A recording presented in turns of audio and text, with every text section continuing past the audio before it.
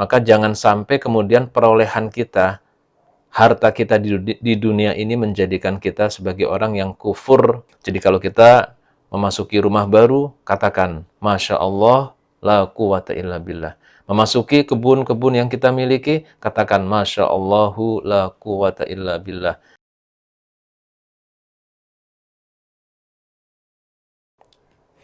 Assalamualaikum warahmatullahi wabarakatuh. Alhamdulillahirabbil alamin wa bihi nasta'in wa ala umrid dunya waddin.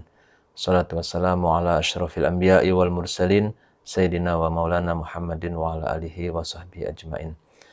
Pada kesempatan ini saya ingin sekali membahas rangkaian ayat dalam surah Al-Kahfi yang dimulai dari ayat ke-32.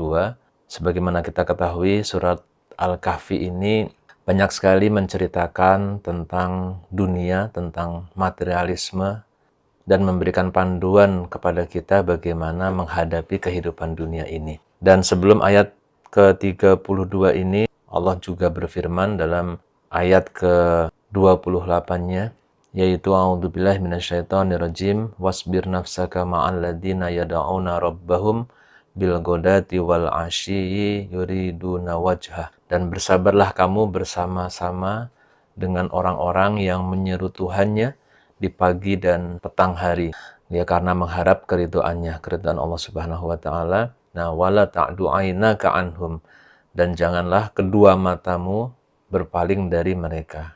Kenapa? Karena turidu zinatal hayatid dunia, karena mengharapkan kehidupan dunia. Kemudian wala tuti' man aghfalna qalbahu, dan janganlah kamu mengikuti orang yang lalai hatinya, an dzikrina, dari mengingat Allah, mengingat kami, wattaba'a hawahu, dan mengikuti hawa nafsunya, wa kana amruhu furuta, dan adalah yang demikian itu merupakan keadaan yang melewati batas. Nah, saudara sekalian, kemudian dalam dimulai ayat 32 Allah berfirman, wadrib lahum masalan, dan berikanlah permisalan, ya, kepada mereka. Berupa apa?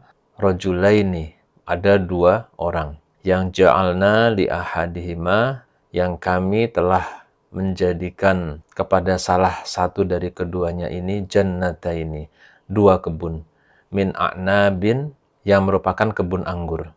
Wahafafnahuma, dan kemudian kami kelilingi kedua kebun tadi binakhlin, dengan kurma. Ini menunjukkan begitu indah dan begitu bagus rangkaian kebunnya.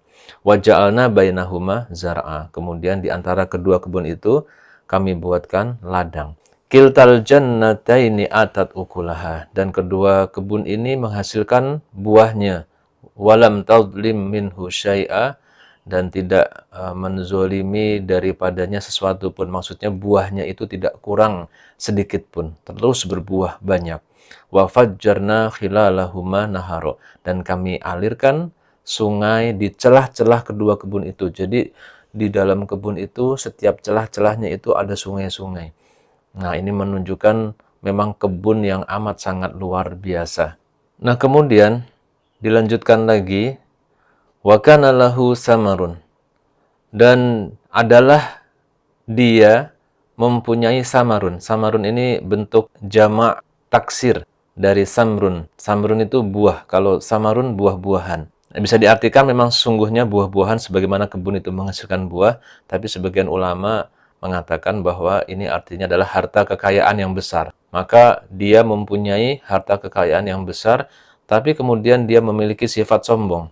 Ya, dia mengatakan faqala li sahibihi, karena ada dua orang tadi, rajula ini, yang satu Allah berikan dua kebun. Ada dua orang yang salah satunya diberikan dua kebun. Maka dia kemudian, orang yang diberikan kebun ini, yang kufur nikmat ini, maka dia berkata kepada li sahibihi, kepada sahabatnya yang satu lagi, wa huwa yuhawiruhu, dan dia dalam kondisi bercakap-cakap dengannya, dan dia mengatakan ana aksaru minka malan wa a'azzu nafaro. Nah, ini bentuk kesombongan bahwa hartaku lebih banyak daripada hartamu, dan aku memiliki pengikut yang lebih kuat, lebih banyak daripada engkau. Nah, terus kalian, dan ayat-ayat di awal ini lebih dahulu menceritakan orang yang kufur nikmat. pemilik kebun yang kufur nikmat. Maka wadakhala jannatahu wa huwa zalimun li nafsi. Dan kemudian dia memasuki kebunnya sedangkan dia dalam keadaan menzalimi dirinya sendiri. Maksudnya adalah dia menzalimi diri sendiri itu dengan kesombongannya, dengan keangkuhannya, dan dengan kekufuran nikmatnya tersebut. Dan dia qala ma'adunnu an tabida hadihi abada. Dan dia berkata, aku mengira kebun ini tidak akan binasa selama-lamanya. Saudara sekalian, ini bisa jadi bahwa si pemilik kebun yang kufur nikmat ini sudah tahu juga bahwa kebun itu tidak mungkin abadi. Akan tetapi di sini menunjukkan bahwa kebun ini begitu membentuk persepsinya terhadap dunia, terhadap harta kekayaan, bahwa itu menjadi segala-galanya, mengalahkan nilai-nilai yang lain. Kemudian dilanjutkan, wa ma adunnu sa'ata qa'imata wala iruditu ila rabbi la ajidanna khairam minha munqalaba.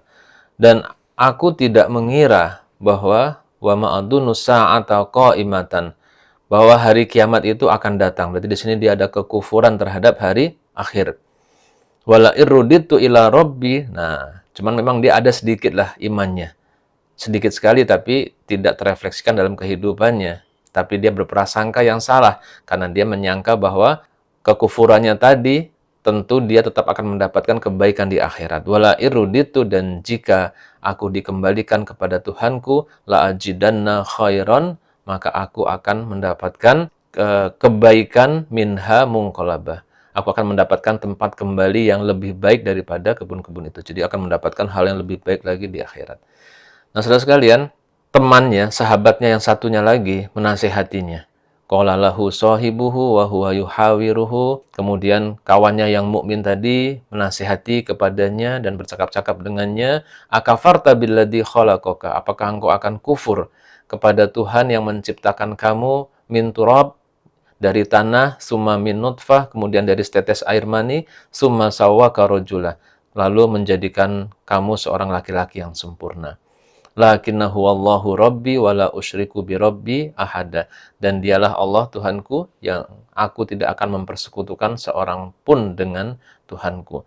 Nah, kemudian sebuah nasihat yang sangat indah yang juga berlaku untuk kita. Maka sahabat yang mukmin tadi mengatakan, walaula iddakhalta jannataka, maka mengapa kamu tidak mengucapkan ketika memasuki kebunmu, kulta, dengan mengatakan Masya Allahu la quwata illa billah. Ya, jadi kalimatnya yang disunahkan kemudian kita ketika memasuki kebun kita, memasuki rumah baru, memasuki mobil baru, maka katakanlah Masya Allahu la quwata illa billah. Ya, yang artinya adalah sungguhnya ini semua terjadi atas kehendak Allah dan tiada kekuatan kecuali dengan pertolongan Allah. Ini disunahkan untuk kita membacanya.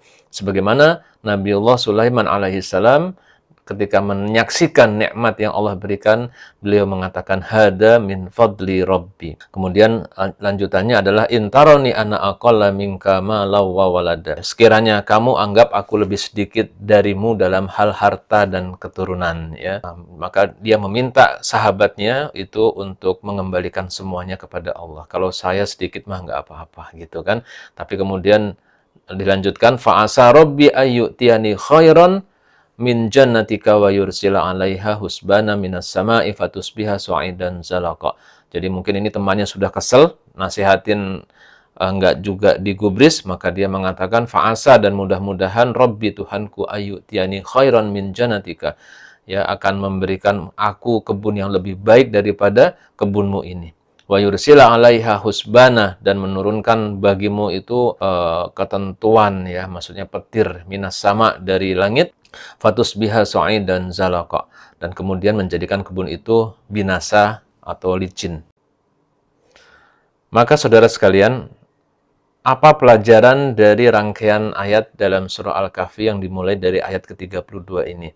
Maka jangan sampai kemudian perolehan kita, harta kita di dunia ini menjadikan kita sebagai orang yang kufur iman maupun kufur nikmat. Nah, bagaimana caranya agar kita tidak kufur? Sudah dijelaskan dalam rangkaian ayat ini. Yang pertama adalah hendaknya kita mengembalikan segala sesuatu keberhasilan itu kepada Allah Subhanahu wa taala dengan mengatakan Masya Allahu la quwata illa billah.